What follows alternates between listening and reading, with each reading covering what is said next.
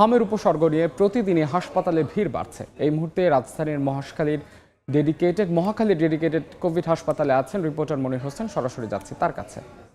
মনির,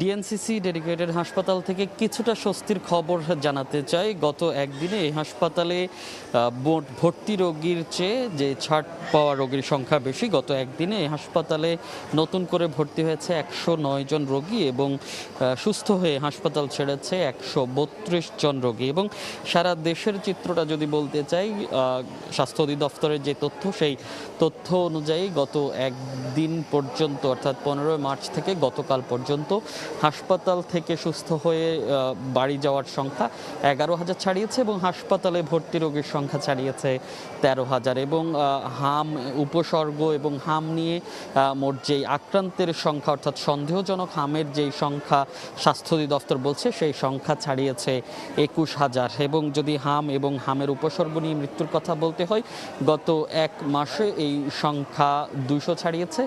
211 জন শিশু এই হাম এবং হামের উপসর্গে মারা গেছে। এবং হাসপাতালে এখন পর্যন্ত যারা ভর্তি আছে চিকিৎসকরা বলছেন এবং রোগীর অভিভাবকরাও যেটি বলছেন, তাদের যেই র্যাশ ওঠার আগেই 3-4 দিন ধরে তাদের জ্বর ডায়রিয়া হয়ে থাকে এবং এই জ্বর ডায়রিয়ার 4 দিন পরেই র্যাশ হচ্ছে। তো চিকিৎসকরা বলছেন এই শুরুর যে সময়টি, সেই সময়টি অত্যন্ত গুরুত্বপূর্ণ।